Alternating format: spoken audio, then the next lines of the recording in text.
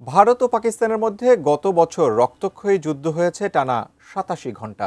সামরিক সংঘাতের সেই রেশ কাটতে না কাটতেই এবার শুরু হয়েছে তীব্র বাকযুদ্ধ।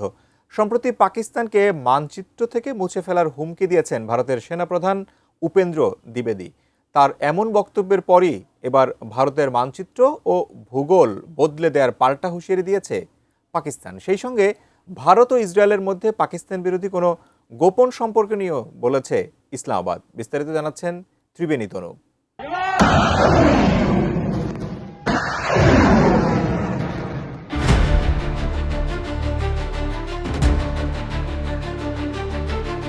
ভবিষ্যতে ভারত যদি পাকিস্তানের বিরুদ্ধে কোনো ধরনের সামরিক আগ্রাসন চালায়, তবে দিল্লির মানচিত্র ও ভূগোল চিরতরে বদলে দেওয়া হবে, এমন কঠোর হুঁশিয়ারি দিয়েছেন পাকিস্তানের প্রতিরক্ষামন্ত্রী খাজা আসিফ।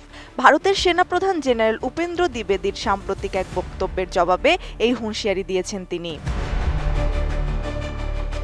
জিও নিউজের জনপ্রিয় টকশো ক্যাপিটাল টকে দেওয়া এক সাক্ষাৎকারে খাজা আসিফ স্পষ্ট করেন, নতুন করে কোনো সংঘাত তৈরি হলে ভারতকে ইতিহাসের অংশ বানিয়ে দেওয়া হতে পারে।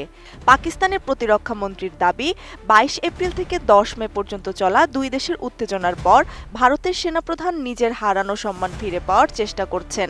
ওই সংঘাতকে ভারতের জন্য অপমানজনক পরাজয় হিসেবে আখ্যা দেন তিনি। ভারতের হামলার জবাবে পাকিস্তান অপারেশন বুনিয়াম মারসুস নামে বড় ধরনের পাল্টা সামরিক অভিযান চালিয়েছিল। পাকিস্তানের দাবি অনুযায়ী সেই অভিযানে ভারতের বিভিন্ন সামরিক স্থাপনা ধ্বংস করার পাশাপাশি রাফাল সহ ৮টি যুদ্ধবিমান এবং বেশ কিছু ড্রোন ভূপাতিত করা হয়। নতুন বাংলাদেশ গড়তে এলো জুলফিকার স্টিল। জুলফিকার স্টিল।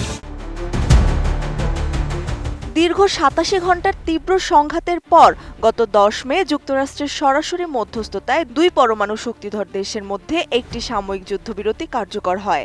খাজা আসিফ বলেন, এই সংঘাতের পর একটি জাতি হিসেবে ভারত মনে করছে আন্তর্জাতিক অঙ্গনে তাদের সামরিক মর্যাদা মারাত্মকভাবে ক্ষুণ্ণ হয়েছে। শুধু তাই নয়, ভূ রাজনীতিতে ভারত এখন বড় ধরনের বিব্রতকর পরিস্থিতির মুখে পড়েছে বলেও মন্তব্য করেন তিনি। খাজা আসিফের মতে, ভারতের একচ্ছত্র আধিপত্যের দিন ফুরিয়ে আসছে দক্ষিণ এশিয়ায়। বাংলাদেশ, নেপাল ও শ্রীলঙ্কাকে ভারত একসময় নিজেদের একচেটিয়া প্রভাব বলয়ের অংশ মনে করলেও বর্তমানে দেশগুলোর সঙ্গে দিল্লির সম্পর্ক আর আগের মতো নেই। বিপরীতে যুদ্ধের পর এই অঞ্চলে পাকিস্তান নিজেদের এক সম্মানজনক অবস্থানে নিয়ে গিয়েছে, যা দিল্লির পক্ষে মেনে নেওয়া কঠিন হয়ে পড়েছে। ভারত ও ইসরায়েলের মধ্যে পাকিস্তান বিরোধী কোনো গোপন আঁতাত রয়েছে কিনা এমন প্রশ্নের জবাব দেন খাজা আসিফ। তিনি বলেন, ইসরায়েল কখনোই চায় না মধ্যপ্রাচ্য বা এশিয়ায় তাদের মিত্র ভারতের চেয়ে শক্তিশালী আর কোনো মুসলিম দেশ মাথাচাড়া দিয়ে উঠুক। ফলে দুই দেশের লক্ষ্য ও উদ্দেশ্যের মধ্যে এক ধরনের মিল থাকাটা স্বাভাবিক। ত্রিবেণী তনু, ATN নিউজ।